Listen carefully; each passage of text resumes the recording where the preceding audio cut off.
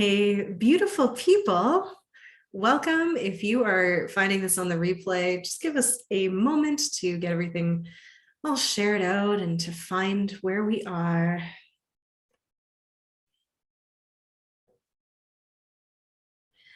Awesome. Oh my gosh. I know that I am getting better at that whole setup phase. Like Facebook changes it sometimes, but sharing it out without then having the volume go on and finding it and all of that stuff. And you know why? You know why we're getting better at this? It's that we have practiced now. We've been doing these illumination chats for, oh gosh, I want to say 6 months, and it is easier. Practice is not the sexiest concept. In fact, when I used to teach hula hooping, and I was like really super badass, amazing hula hooper, as were these ladies, my students would be like, oh my gosh, how do you get that good? Like, what is the secret? And I'd be like, it's thousands of hours of practice. And their faces would fall and they would get all sad and they'd be like, I don't want to practice for thousands of hours. There's nothing I can say to you then except try to make practicing fun, but like there's no shortcut to practicing to get better at something. And unfortunately, in our quick fix driven society, people are not always willing to practice things. We have this idea that we should be good at things right away, or that that it should just happen automatically. And sure, you can be naturally good at things, but like even those things you're naturally good at, you will get better at them with practice. So we are going to today, with the Radiant Evolution Collective, do some destroying and uncreating about the perfectionism program that we have running, that we need to be good at something before we even get started, because that can get people stuck. We're going to destroy and uncreate all of that. And we're going to talk about how practice does not have to be overwhelming. We're going to be talking about how our practices have supported us in being able to create more stability, and about how if we do want to accelerate and collapse time and be magical, it's going to take study and practice. And so we're going to dive into all of that. If you're watching live, say hello. If you're watching on the replay, please just put in hashtag replay so we can see your comments and let us know where you are watching from. You can also let us know how you're doing, because there's been some interesting, can we put it that way, interesting energy over the last little bit here. Okay, so as everyone's sharing, like, just let me know, have you felt it? Has it been weird this weekend? Has there been a lot of energy rushing at you? Have you been feeling crawly in your skin? Have weird things happened? Let us know. I'm Aurora Light, and I'm here with my beautiful soul sisters, Radiant Soul Nicole and Nina Infinity, who I have done a lot of practicing with a lot of different things over the last decade, and we want to talk about it. I felt the weird energy, and I felt it by sitting on my foot for too long and then standing up and not being able to feel my foot, and then falling over and dropping my bowl of soup without actually managing to spill the entire thing. So that was good. I'm quite impressed about that. And now it's very painful and hurts to walk, and I do need to go to the doctor to get it all checked out, but I have not done that yet. So yeah, there's some weird energy going on. But I can laugh about it, and I know that there'll be some sort of learning, and yeah, there'll be some sort of silver lining about this, but I haven't quite exactly figured out what that is just yet. I am seeing that, yes, energy is intense, energetic, and a bit goofy, intense to say the least. So yeah, other people are feeling it too.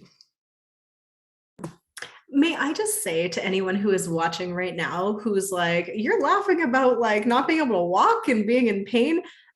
This woman has a lot of practice doing that after her journey, and it is possible. But that is something that you have been able to do only because you've practiced looking for those silver linings and understanding that in an adverse situation there's going to be a gift, there's going to be a lesson. So just have to point that out, because it's amazing and always so inspiring. How about you, Nina? What you sniffing? I'm sniffing cedarwood oil, which is like the definition of grounding smell to me. Like when I smell this, I'm like, that's what grounding smells like. It's so good.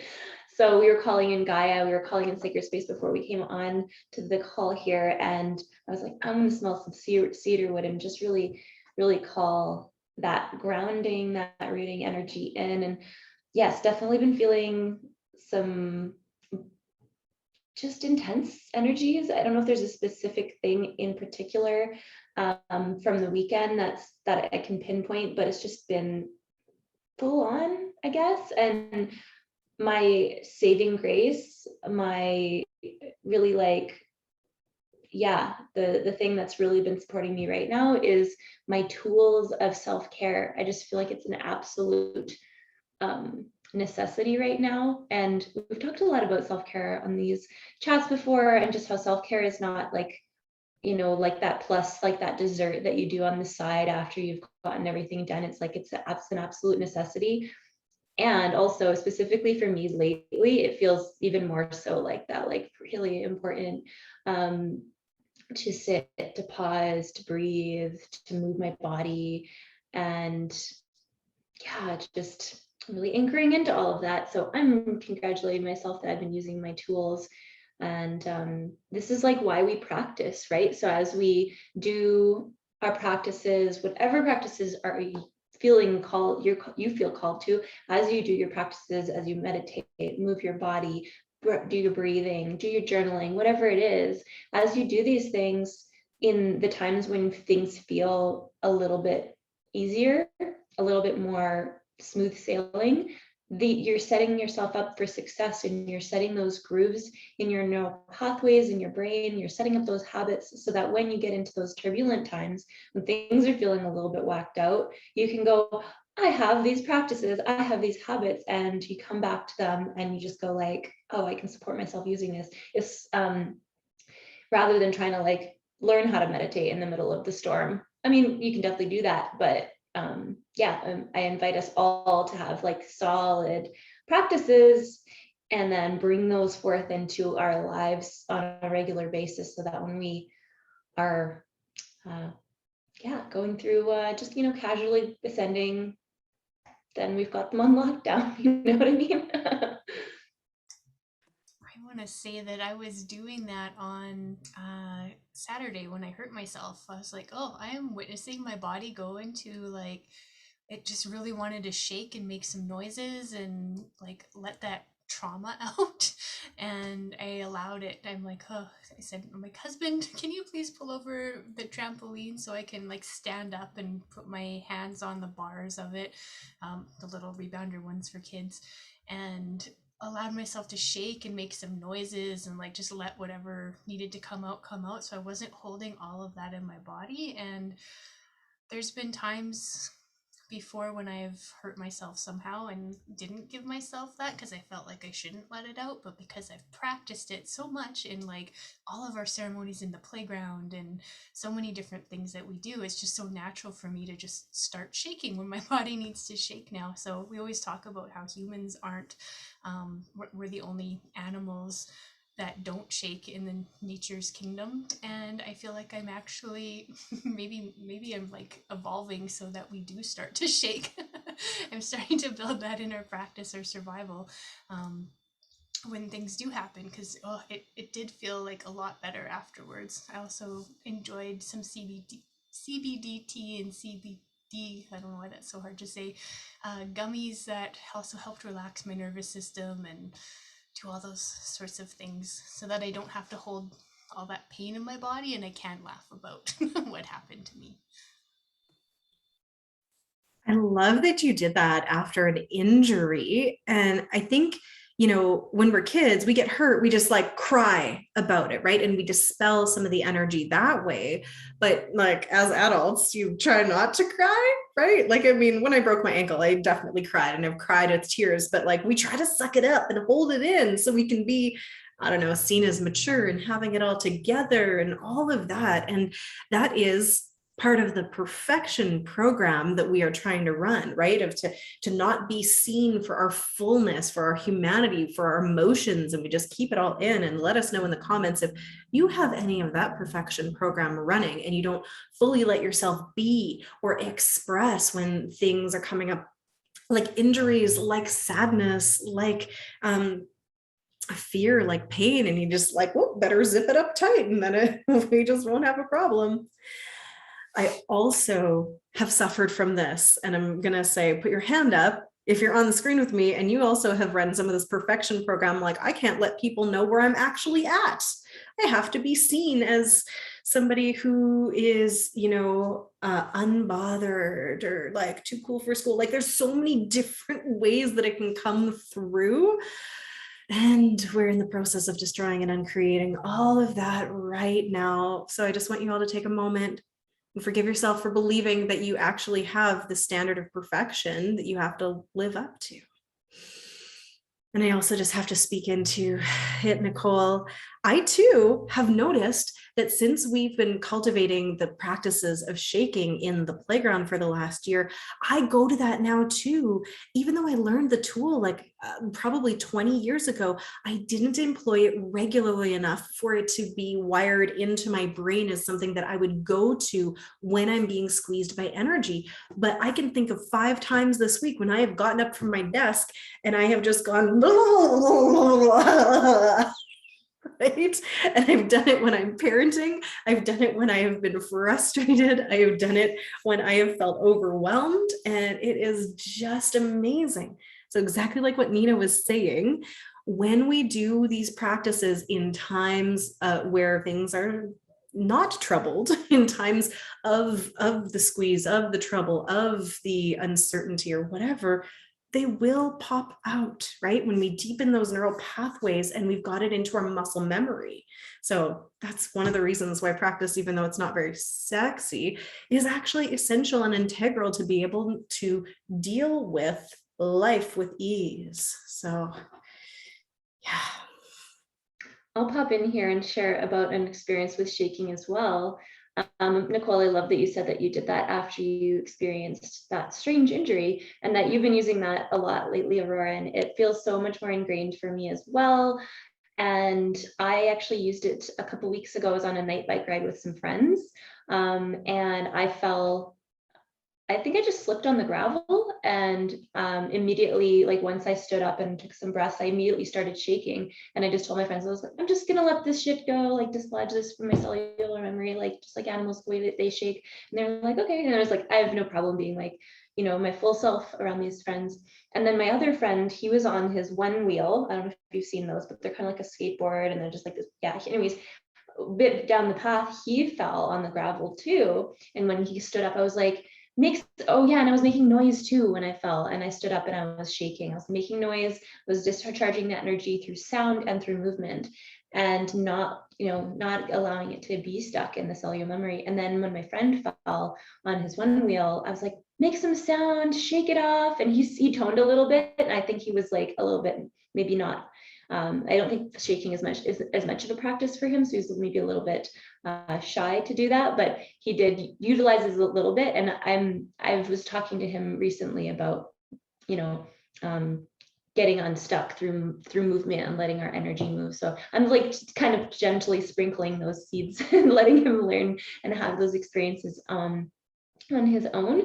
But yeah, it was a natural thing for me to just go into that. Like, let's move the energy, let's tone, let's sound, breath, movement, sound, like getting the energy moved through the body. It's not meant to be held, because then what happens is then it gets stuffed in a corner deep down somewhere, and then it comes out in an unexpected way at some time. Can be fostered through,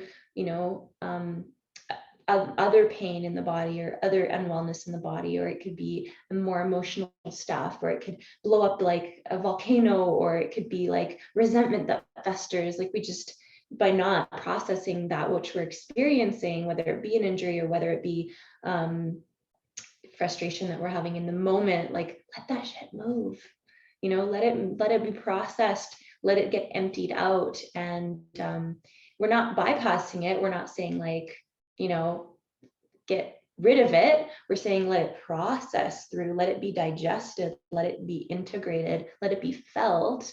And then by that, it does pass much more quickly than just shoving it away, because the denial of it and the suppression of it is what actually is more painful than actually letting the processing happen. I'm just noticing all of these amazing comments coming in for people that are here live. And I just have to say, artist, you nailed it. Just bringing a whole new meaning to shake it off.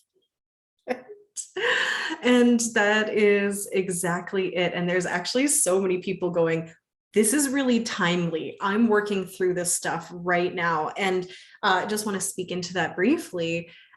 Right now, it's been said by many people, and I'm sure you're all feeling it, we are being squeezed energetically. There is so much illumination coming to the planet, so much light coming not only from the cosmos, but also from people. We're emitting light now, and the planet has started to emit more light from its core as well, that stuff is not being hidden. It can't remain hidden anymore. So that means everything that we have stuffed down that has been, maybe that hasn't exploded out, it hasn't done that inconvenient volcano that you're talking about, but rather has been crystallized into our cells, into our tissues. That's the stuff that's being squeezed out now. And it is sometimes very unpleasant. Some of it is like stinky, right? It's like anything that has been stagnant. It's like swampy or pussy, like it can be really gross. But in order for us to be able to have this clarity of being, it's got to come out. It has to be removed from the body. And so we have to feel it for it to no longer have a hold on us. So we're actually needing to do two things at once right now. One is discharge the emotions that have been stuck inside of us for years or decades, lifetimes, and also the stuff from our lineage, like all of that is coming out now. But we also have to deal with all the new stuff as it's coming in. So if you are feeling overwhelmed and like it's just too much, that's why. Like, of course it feels like too much, because it is. But that's kind of the point of right now, is to get people into a state of being so overwhelmed that there has to be some kind of letting go, releasing of the idea that we have to be perfect. We have to be able to let that go so we can truly be where we are, because that's where it has to be. Like there's no other alternative. If you want to stay on this planet as a conscious person who is here and contributing, we are coming into our beingness now, and we have to uncreate all of the old programming of what we thought we should be. So it's not going to be that simple, but our practices are what are going to move us forward in this with the most grace and ease as possible. But if it looks uncomfortable and if it looks crazy sometimes, that's okay. It is. What Nina was speaking into is actually, so doing the shaking when stuff comes up is actually helping us not create trauma. And like that's what we're doing as you process shit as it's happening. It's not getting stuck in you. Trauma is an event where you're not able to handle what has happened to you, and if you just try to shake it off, and I love how artists brought that up about shaking it off, because I was thinking that too.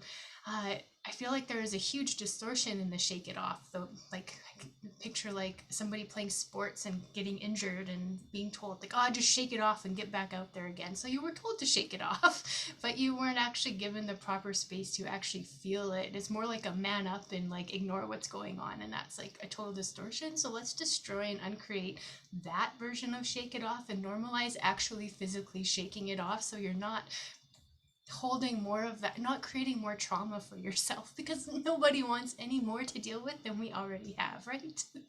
I'm sure that you can agree with that.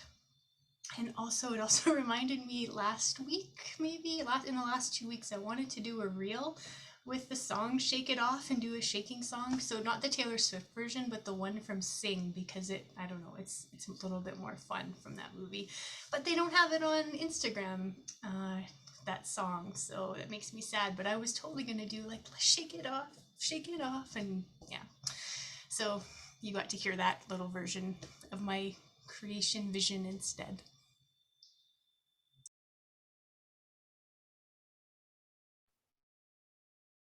Love that. And yeah, just like you said, we're evolving into bringing shaking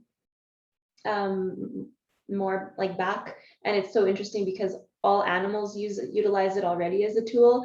And so I'm gonna say that we at one time used it more tribally. We're dancing around the fire with our ancestor, like when our ancestors would be dancing around the fire and they'd be moving and they'd be shaking. If any of you saw like Malika's talk in the Soul Embodiment Summit, she embodies this so well. She teaches African dance and 5 elements dance, and it's all about like that tribal channeling that energy. And so it's like we're re-evolving towards it, because at one time we had it in our toolbox and then we evolved out of using it because we became more civilized, but then we lost these key tools. And at the same time, as a humanity, we lost our connection to the earth. Largely, not everyone.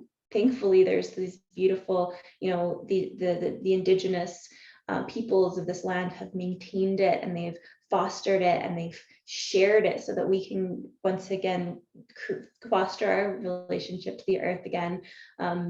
Yeah, just this ancient earth wisdom, reconnecting to it, bringing it back, the elements, all of the elemental forces of creation and how they create this space for us to live, and the ways that they nourish our bodies. And yeah, like re-evolving back into connection with the earth and going full circle, because we have everything that we've learned. It was all the way that it was meant to be. We were, as souls, chose to go on this journey of disconnecting so that we could reconnect and expand in that sense. And now we're coming full circle. We've got all of this experience, all of this wisdom, all of this knowledge. We've got all of the technological advancements that we've gained, and we're coming to into greater wholeness by bringing back this ancient earth wisdom and these tools like shaking, so that we can really just be in this greater wholeness, really. I love how you're talking about bringing through that ancient wisdom, because I think that is where the whole fallacy of perfection got installed, was when we became distanced from nature, right? Nature and it's so perfectly imperfect, right? It's wild. It cannot be tamed and controlled. And humans throughout our evolution started, especially not all of them, but like Western civilization, at the very least, the one that the three of us were born into here in Canada, very specifically, is what we can talk about. We have been divorced from nature, and some people don't even know that they're animals, right? Like that's something that shocks people. If you ask them if they're an animal, they're like, no, there's humans and then there's animals. It's like, do you not realize that we are actually animals ourselves, and that we're an intrinsic part of nature, and that we are nature, and we're made up of all of the elements? And it's that divorcing that happened as people tried to control things and make them perfectly climate controlled, perfectly clean. And obviously there is merit to these things. I love my house that is climate controlled, don't get me wrong. And yet it's just a question of the pendulum swinging too far into the artificial, right? And away from that natural realm. And when I hear you speaking into that ancientness being brought back in to be married with today's technology and all of the wisdom we've accumulated, it feels like the pendulum is swinging back to being balanced, to being centered and harmonious after we've gone on this epic fucking journey. As you were speaking, the words that were coming to me were, first of all, like, well, that's colonialism in action. And where we're going, we're trying to bring to the world is re-indigenization, which is a word that I love too, because then that's taking it's centering the indigenous perspective of it, and yeah, bringing back all of that ancient wisdom. And I also loved how you know that you're right about bringing in that perspective of whitewashing and trying to be you know, perfect and proper and all of those things, and taking away that culture that was so real. And I'm just so excited to, my heart's just like feeling so good about this expansion right now of moving towards being in that wild state. That wild woman state is coming up, and rewilding ourselves, connecting into nature. And anytime I go back to the forest, like that is a practice for me where I get to just go and remember, oh yeah, I'm part of this. I'm not separate from the forest. I'm part of nature, and that's why I love spending all the time in nature that I can. And also, I'm bringing this back to my foot. Last week my daughter was sick and was home more often than normal, and I wasn't doing my normal like forest walks and self-care practices. And I think that's part of the reason why this injury happened, is because I wasn't doing those daily practices that I need to do to manage and take care of myself. And also, there seems to be a big aspect of fun and having fun and pleasure in my life. And I think that I was also not allowing that to be at the forefront, even though it was my birthday week. But I think with her being sick and, you know, momming more and managing working and having a 4-year-old that is sick enough to not go to daycare, but like super active at home still. That's always fun. Yeah, so those are just my thoughts.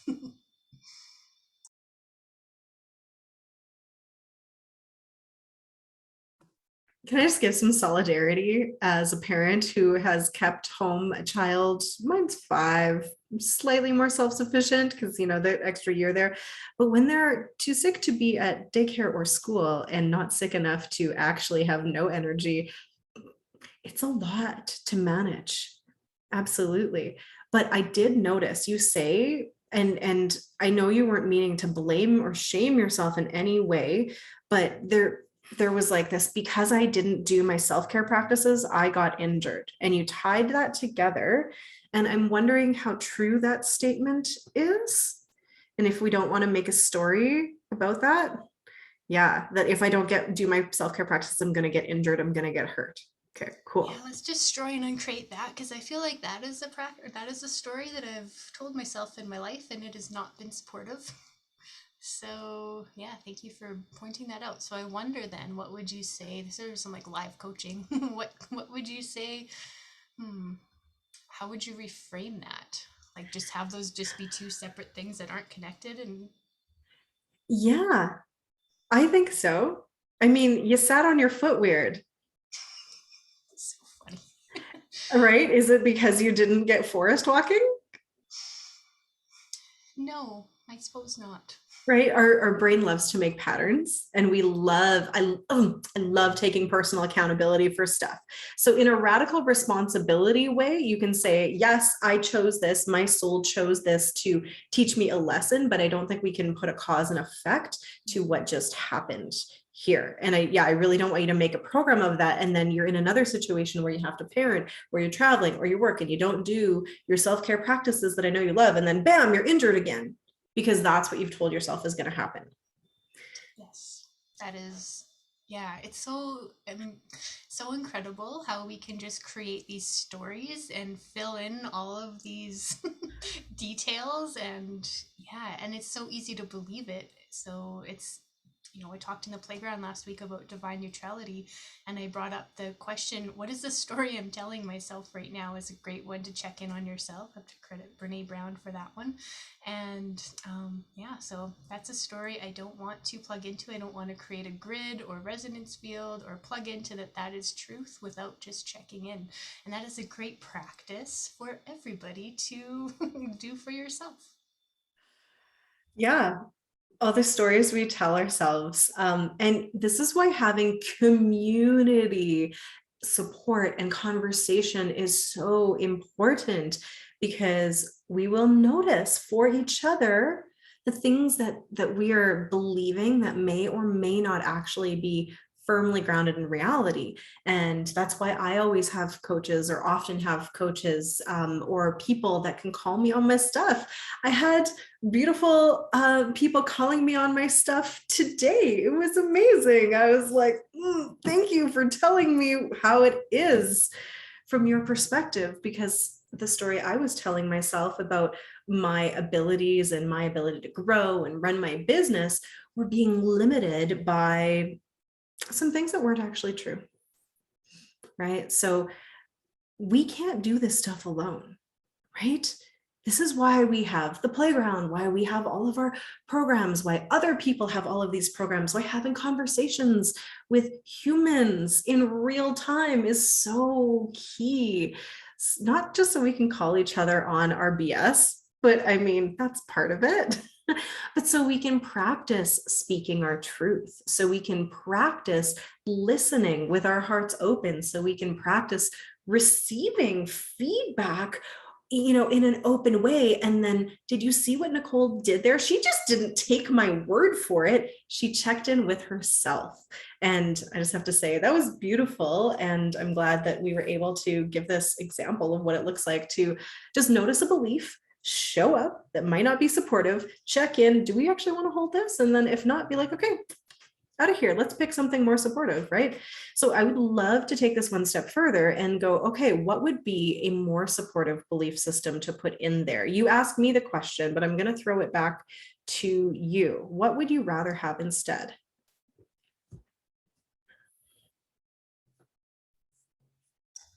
So what is just coming up? The first word was like health, being healthy.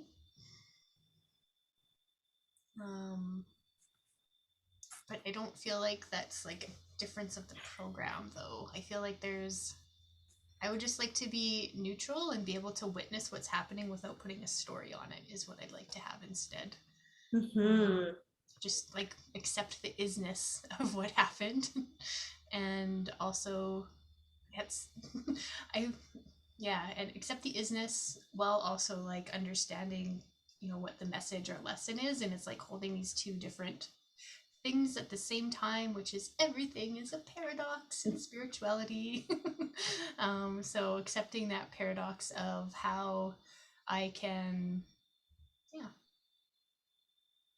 be neutral and detached in a way from the story, and also gain the wisdom of why I hurt myself. It's fun. I just picked up my pocket full, which I use for belief repatterning, which has like thousands and thousands of words. And I went to the grid with 999 words that had more of a high vibration as opposed to something that would feel contracting. And the word that your soul would like to just sum this all up is honoring. Okay, you know what's so cool? When I was doing the ceremony last night, the message that I got from Earth was honoring my body. So that's like really coming out right now. So it is really a great practice. Oh, my nervous system feels like super relaxed now. And I just felt like I'm melting a little bit into my seat a little bit more, and I'm just giving some like honor to my body for all that it's done, for everything. So our theme last week was appreciating it, and I'm really just appreciating my body for everything that it's done for me, how it's healing right now as we speak, and it's doing its best to take care of me. And maybe I almost did it again. I'm like, maybe I just need some more honoring in my life. And like I was about to, I think, create another story about how I haven't been doing that. But let's just honor my body. I don't need to create a whole story about that too. Yeah, and you already do honor your body, and it's an opportunity for expansion, right? Expanding the honoring. And you could choose to say that, I'm not honoring my body enough because I didn't get to do all of my self-care practices. Or we could hold that I am able to honor my body regardless of what I am able to do. Just, I am able to honor my body. So it's not being perfect and not needing to do the thing that I need to do every day. And like, if I don't do that perfect thing, then I'm going to hurt myself. It's just honoring my body where I'm at in the moment and accepting that some days with a 4-year-old, or a 5-year-old, or she goes to school and all that stuff, she's gonna be around and I'm not gonna be able to do the things that I would love to do, take care of myself in that same way. But I can still honor my body in the moment. Take a moment to check in and honor it wherever it's at, wherever I'm at. Breathing that in. And I just want to just point out how she noticed that this ties into everything we're talking about, the perfection program of I have to do my self-care practices perfectly or bad stuff's going to happen or I'm not good enough. So amazing. Nina, what do you want to share about that? I wanted to share that as you were sharing that, I was witnessing, there was like this recognition of the waves of like, you know, sometimes life is going to be a little bit different. Sometimes there's going to be, you know, different waves that we're experiencing, and there's more permission to adapt with what is. Ooh, ebb and flow. Yeah, exactly. And I was just trying to think about, like, I was just pondering, you know, about nature and how nature is not always super consistent. For example, I was just peeking out and seeing what was my garden. It's now, you know, been mostly taken out. Got a couple herbs still that I've been covering when it's been frosting over. But this summer, I didn't water my garden like perfect clockwork because there was times where there was rain and sometimes there wasn't rain, and there was times when I didn't get to it or I was out of town for the day or whatever. So the garden didn't get watered every single day at the exact same time with the exact same amount of water. It was a little bit fluid, and it still survived.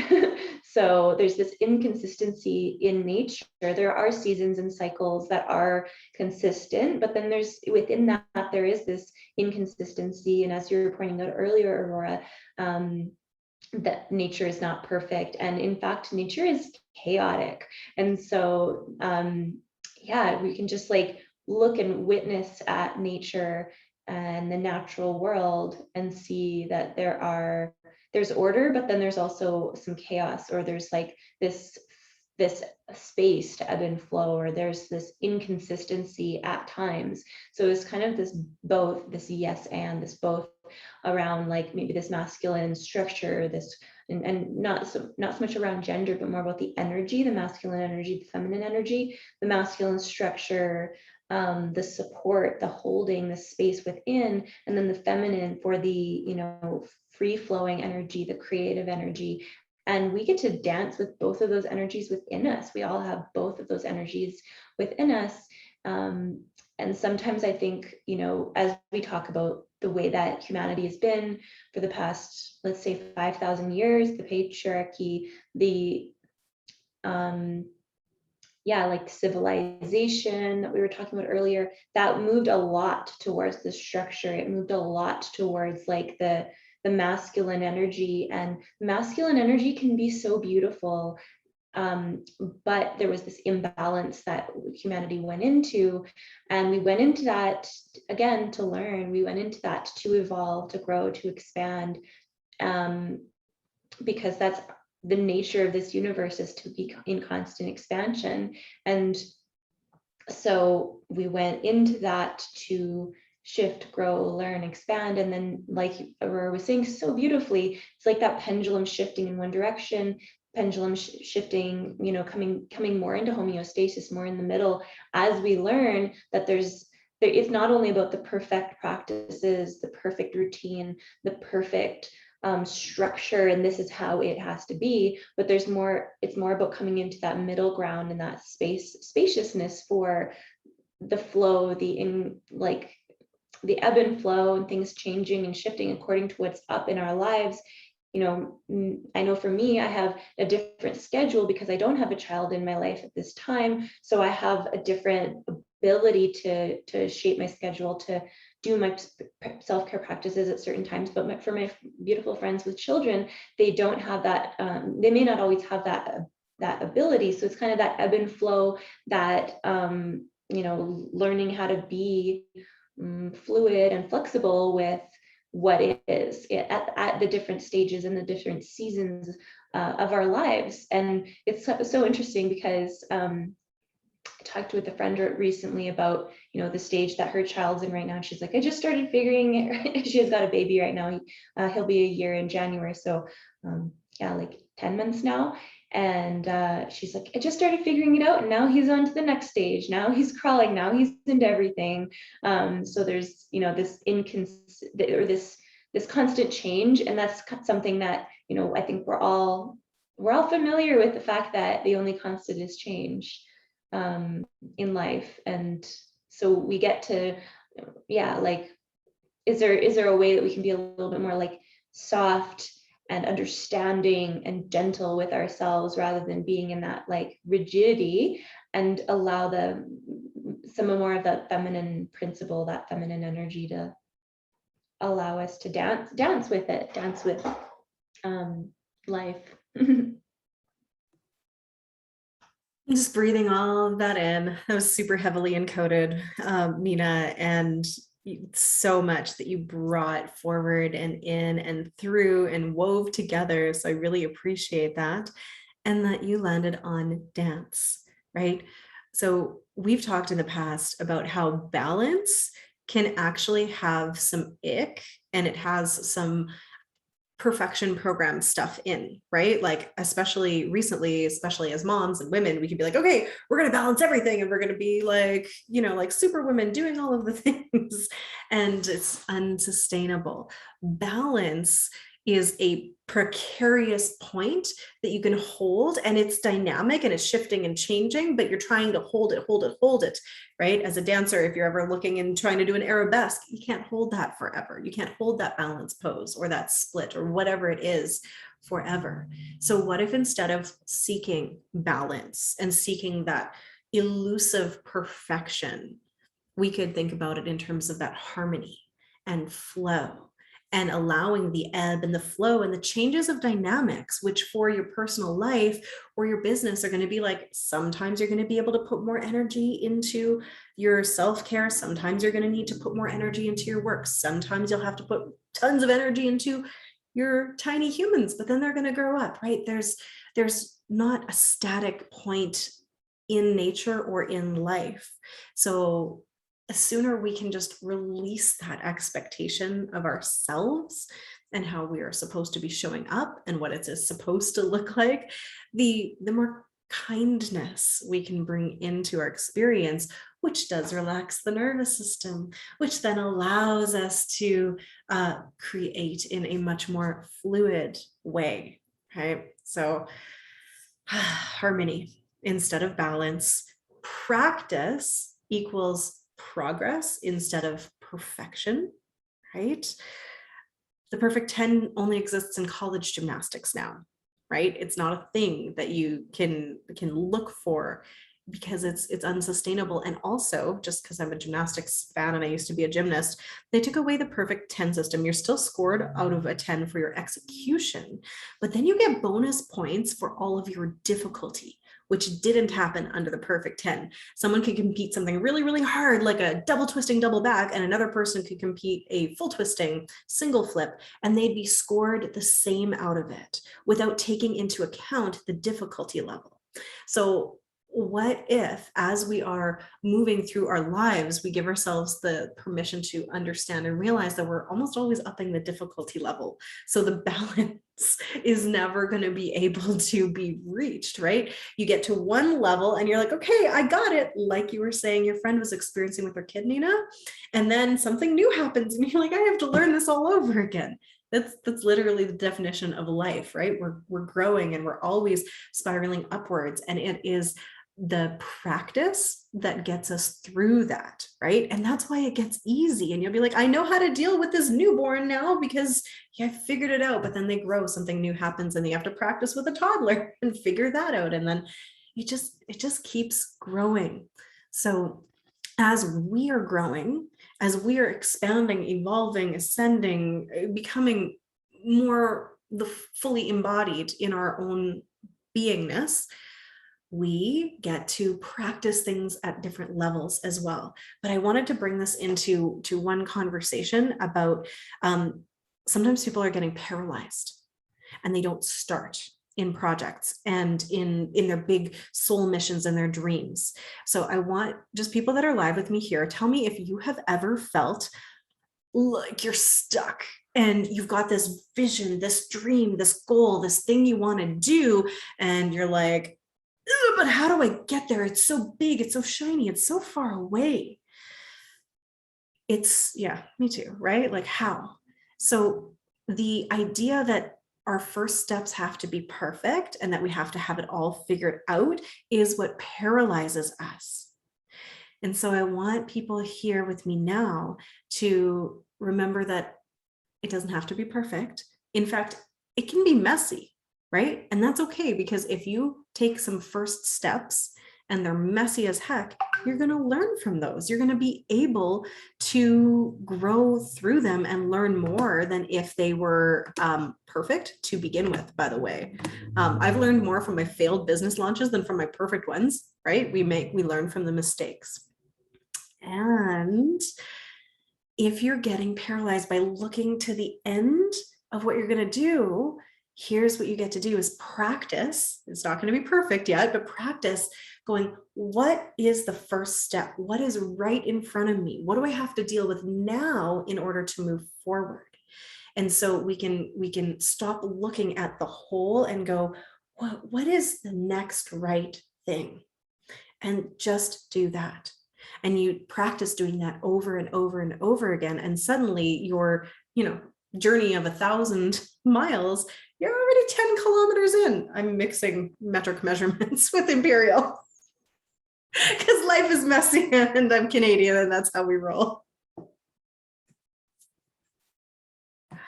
Can you remind me? Oh, and sorry. Oh, I was just going to say, that's so Canadian of you to use metric and imperial. So so good. I was actually going to ask you, Nina, because you said something before we went on live about something we said when you were doing the practicum.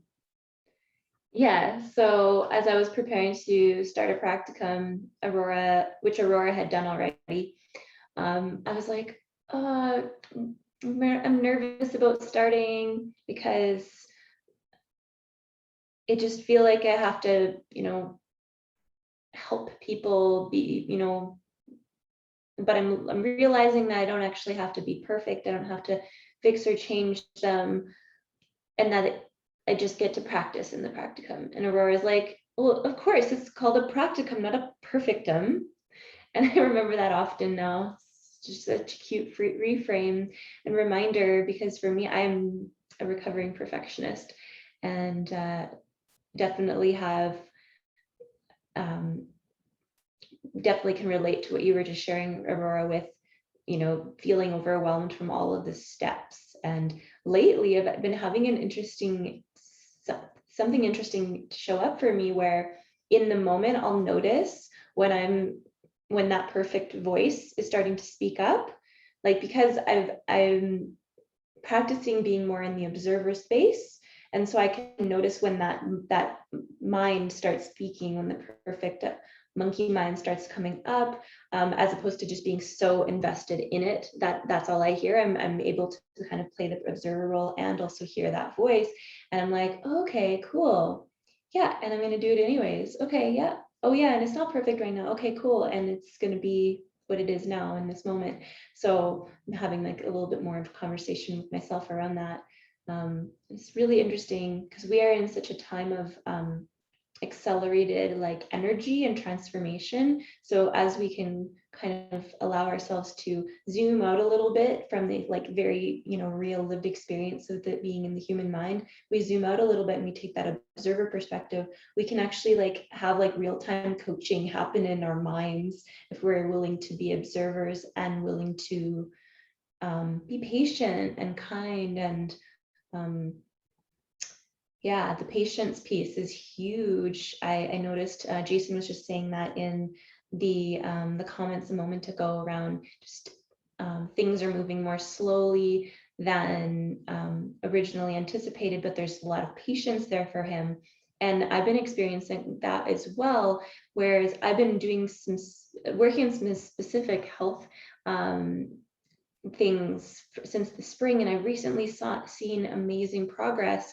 And I'm really commending myself for the patience that I've had to stick to it for the many months, and to get to the point where, you know, we're getting in those reps to the point where, you know, maybe you're working out in the gym and you might not see your muscles develop until a little ways down the road, but you're doing those reps consistently. You're getting in that practice.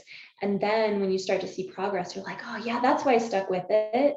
You get high five yourself, give yourself a pat on the back, because you had that staying power and that patience to practice.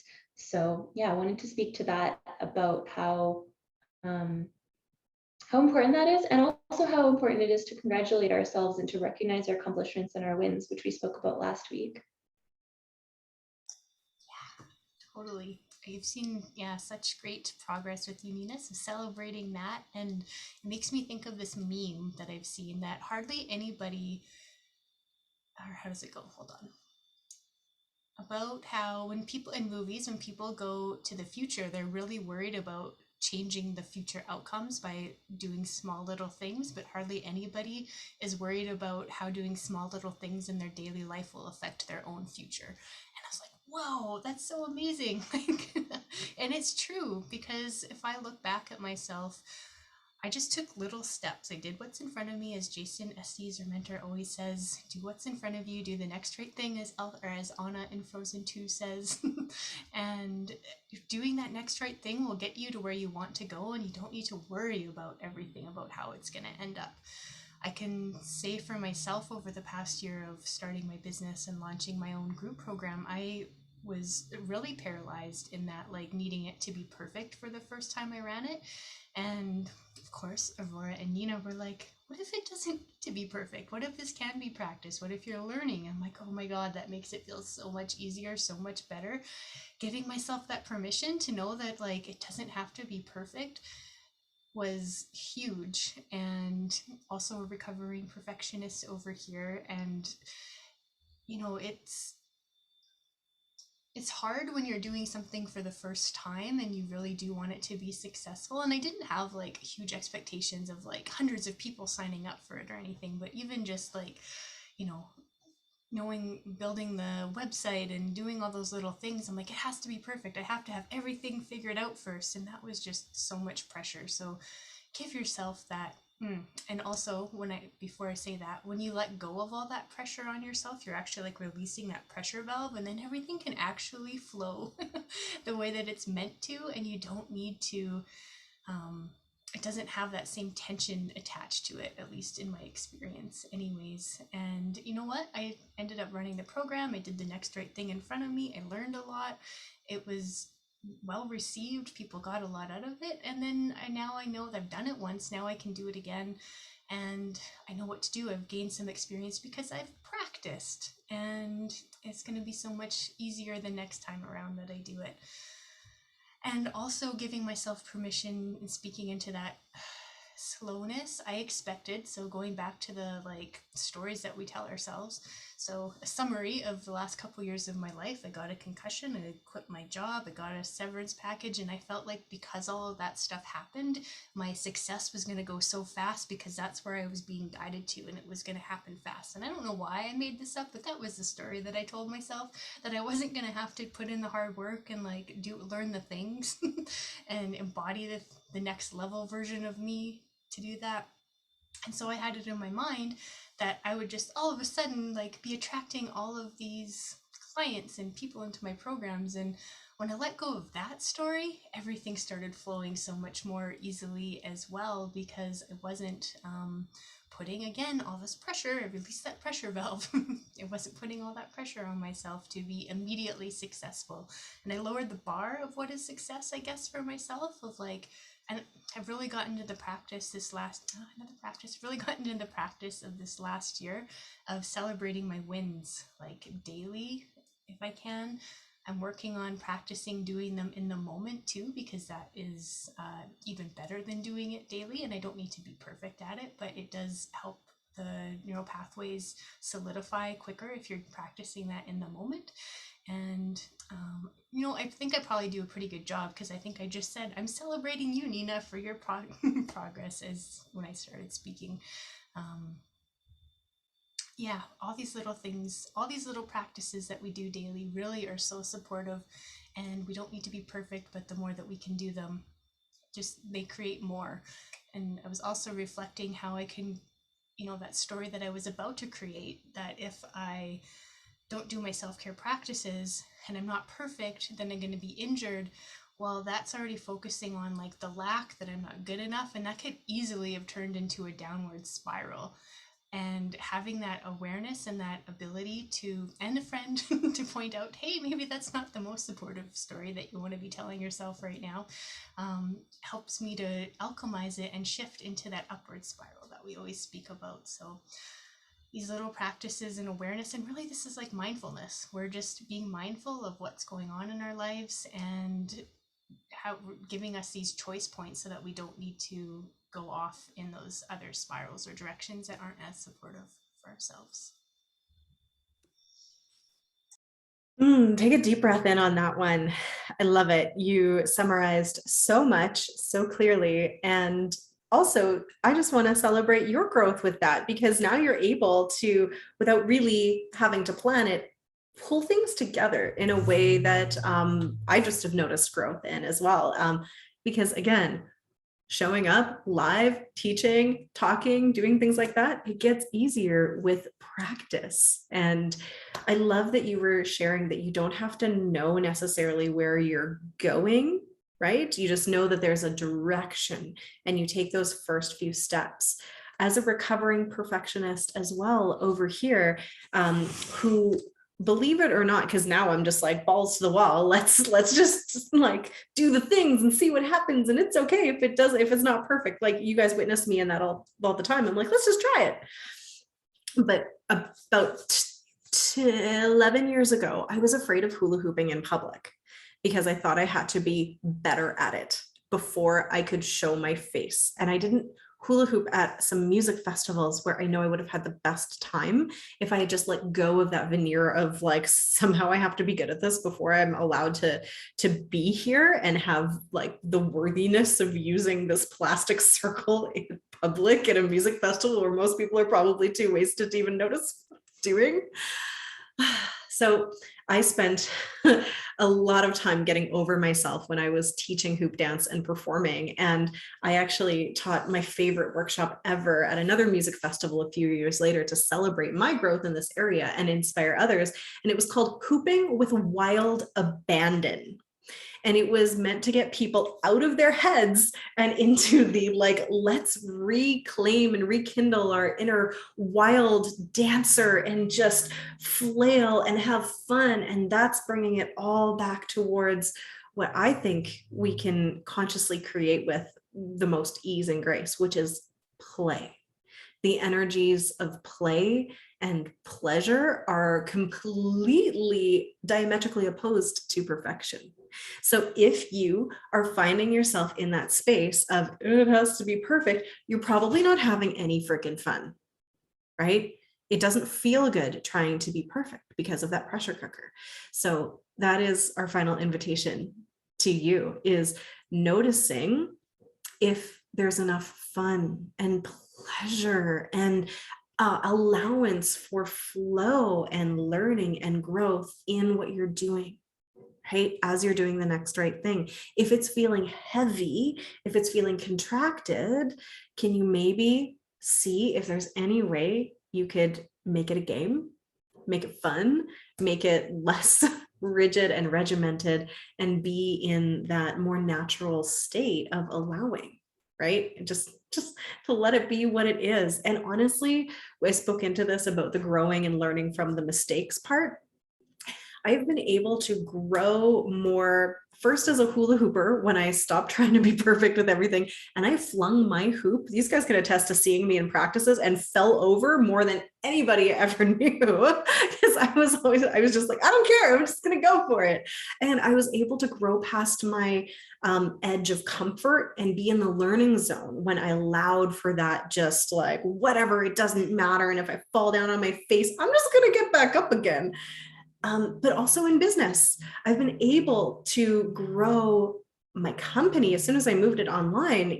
Like I was able to do 6 figures in sales in my first year online because I wasn't afraid of failing, because I'd already learned that lesson. I wasn't trying to be perfect. And I was showing up and being like, hey, this is my first time doing it. How about we just learn and grow together, and letting people come along on that journey with you. And that is what I have noticed the most in terms of shifts in online and real life experiences. We went through a time of Instagram perfection where people were trying to showcase their perfect lives, and it caused a lot of problems, a lot of mental health problems, a lot of self-esteem problems, right? And people were afraid of showing up because it wasn't perfect. And now in this glorious age of things like TikTok and authenticity, people are showing who they really are. And that is the new sexy, right? To be able to show up and not try to place yourself as above or perfect or anything like that. Is, as a teacher, I'm drawn to teachers who are authentic and share their real stories about their learning, growth, and evolution, instead of saying that they've got it all figured out. And so that's something that we want to always bring in here. And that's why we're sharing the stories live about like how we screwed up, we made mistakes, and we learned and we growed through the process. And it doesn't have to be perfect. It doesn't have to be wrapped all up neatly in a bow. I'm in a beta launch right now of the Creation Coach certification program. And it's amazing to have that word in front of it, just to tie this back to the business thing, because I know there's a lot of entrepreneurs here. Your beta launch is called a beta because it's the first time you're doing it. It is not supposed to be perfect. That's how, beta software is released. There's going to be bugs. It's just giving yourself the permission for it to be an unfinished product when you're putting something out, and then go, cool, we're going to refine it from here. But we'll do that refinement in collaboration. That is a game changer. Because as people are going through this program, I'm able to speak into them and be like, hey, this is the beta. You know what I'm going to do next time? This. Or I can ask them, hey, what would serve you better? Because I can switch it up. And there's no perfection game that's being played. And I have to say that feels more free and expansive to me than anything I've ever done before. So just loving the opportunities for things to be real and in flow and messy and authentic, and just practice being in that space. And I wanted to add to that, you wouldn't have that information, you wouldn't have that feedback if it weren't for you doing it now and giving yourself permission to play in the beta launch. And when you're talking about hula hooping and throwing the hoop around and falling down and all the things, being in that like element of the playful just wonder, reminded me of, times when people would see me fling the hoop around and they would be like, oh, seeing you fling the hoop around gives me permission to just play a little bit more, to push the edge a little bit more. It makes me feel better about dropping my hoop. And I'm like, of course, I throw my hoop constantly. Like, it's flying all over my backyard when I'm doing it. And they're like, really? And I'm like, yeah, because when I'd be on stage, I'd be doing a particular performance. So it would look more polished and more for presentation. But when I was in that place of practice, when I was in that place of just like hooping with wild abandon, and other people saw it, it gave them more permission to push that edge a little bit, throw their hoop around a little bit more, and then not to feel bad about it falling. That's like literally how we would learn.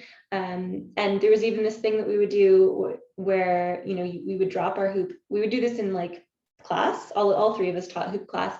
We would do this thing where we would intentionally drop the hoop and then find a way to like dance back towards it and make it look like part of the dance, because that's like inevitably in life we're going to drop the hoop. Inevitably in life, things are going to fall. Things are going to be different than how we planned or expected them to be, even though we try to plan ahead and have this foresight for, this is kind of how things are going to be. There's always surprise conditions that pop in, right? And so then we pick that hoop back up, or we pick ourselves back up, and we keep going to have that commitment to consistency, but without making a story about it, without being like, oh well, the fact that I failed, the fact that I dropped the hoop, the fact that this happened means this about me. Noticing when we're making those stories up, noticing when that perfectionist monkey mind comes in, and allowing ourselves to just be conscious of oh, actually, does it really mean that I suck? Does it really mean that I shouldn't be doing this? Does it really, questioning those stories? If we're noticing there's a dialogue or a narrative that's being played, and yeah, just knowing that it's part of the dance. It's not, it's not about being in that rigid story. It's about giving permission to just pick it up, try again. And I see some in the comments saying nobody ever has it all figured out. So very true. Even people that feel it look like on polished social media look like they've got their lives all figured out. It's that's one snapshot into their lives, and we're all just making it up as we were going along. When I realized that, I was like, oh, that gives me more permission. That was an aha. Yes. I just want everybody to take a breath in on that and let that land. We're all making it up as we go along, right? We are figuring this out right here, right now. So the idea that it needs to be perfect or anything other than the messy reality that it is, we can just release, let go of, let it dissolve. And maybe we can just hold each other in a space of more permission to just be. If you're watching this here on the live or on the replay, what do you think? Are you in? Maybe some more messy, wild authenticity? I mean, that feels kind of freeing to me, right? And there is a difference between practice and performance, obviously, but also the performances that I love the most when people are dancing or people are hula hooping or doing flow arts or acting are the ones that actually do go over the edge, and they're not staying in the zone of this has to be perfect, but they are just giving it their all, and they're so present. And my favorite thing, just to bring this back to hooping one more time, because that's our happy places, at flow events, if you are performing for your peers instead of a random audience of people who don't, when people drop their prop, their hoop, they're juggling, and they drop their balls, the crowd goes wild. It was the best. There was so much support for those mistakes because it just means that people were pushing the edge, right? They were exploring what is possible. And those are the times that just lit us up the most. Oh God, I miss that. I can't wait to do that again. So bring it all home, Nicole. What do you want to share to weave this and bring this to a completion point? So Artist's comment about nobody ever has it all figured out. I've been actually fighting with my daughter who is 4 because yesterday she's literally telling me, she's like, I'm the expert at everything. I'm like, I don't think that's true, and that's okay. And I've been trying to like, are you the expert at building spaceships? And she's like, well, no, but I can draw them. I'm like, that doesn't make you an expert. I'm like, see, you're not the expert at everything. So eventually she's like, well, I'm not the expert of adult things. I'm the expert of kid things. I'm like, well, that's a little bit closer to the truth. Oh, she's so funny. But yeah, so she could really if she could pay attention to this whole talk, it would be helpful for her to understand that she doesn't need to be perfect. And I'm really trying, because I don't want her to grow up thinking she has to be perfect and trying to have that level of perfection that I felt like I had to, that I'm still working on, deprogramming right now. Anyways, I just thought that was really funny, because it's really funny when a 4-year-old thinks that they know everything. But like, I think a wise person, I keep telling her, a wise person is wise enough to know that they don't know it all, and that's okay, and to explore, and we get to explore and play and have fun with it, and not have to put this false projection out to the world that we are perfect, because then we'll be worthy if we're perfect. And that, for me, that was the why I had that perfectionist stuff in the beginning anyways, because I felt like I didn't have worth and I needed to try to get my needs met by being perfect. And now I have done so much work and cleared so much of that stuff that I know that I am my innate worthiness is just that, and I don't need to be perfect. My worth isn't based on what I'm doing, it's based on my beingness. And I have these practices that allow me to be more kind, compassionate, caring, supportive to myself. And when that distortion kind of comes in and I start to tell stories, then I have friends that can notice it if I'm not aware. Yeah, I feel like that's a good place to bring it all together. And I'm just seeing a comment. Artist is saying she could be the expert of herself at the present moment. So that was kind of something I was picking up on. I'm like, she's picking up on something. She was also telling me that the reason that she's sick is that the light from the moon is going into her chest and it's making her sick. I'm like, are you telling me about like something that you used to believe from a past life or something? Like, I'm not sure what you're picking up on. But she's like, no, it's something I know and nobody else knows. I'm like, okay. I'm like, yeah, it's so interesting to have to not make her wrong in her experience, right? And let her have the truth, but also show her the other truth, that she doesn't need to be perfect. Yeah, that was my thought as well, artists, is that we all get to be the experts of our own lives, and supporting our kids and ourselves to trust our intuition about us instead of looking for an outside authority is where we can let that pendulum swing back into that place in the middle, as opposed to too far where we're like the expert at everything, or I don't know anything and everybody else is the authority that I should look to, right? So finding that place of the middle ground. Oh gosh, I love Aurora so much. She's so funny, and we'll have to explore that moonlight magic thing there, because she's super intuitive. So we'll find out more for that. Nina, is there anything that you wanted to share before we finish here? Oh, this is a great conversation. I've been really appreciating it, and awesome to just like illuminate so much of what's been rising for me lately. And I think it's beautiful to have everybody here sharing so much of your own insight and wisdom and experience in the comments. Thank you all so much for being a part of this conversation. We appreciate you.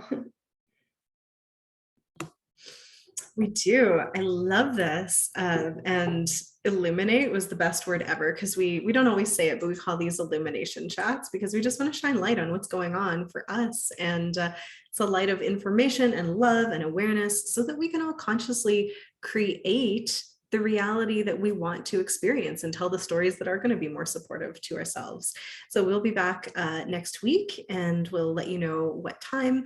If you are watching this on YouTube, don't forget to like and subscribe. If you're not watching this on YouTube, you should actually probably go and subscribe there anyway too, so you don't miss any of these chats.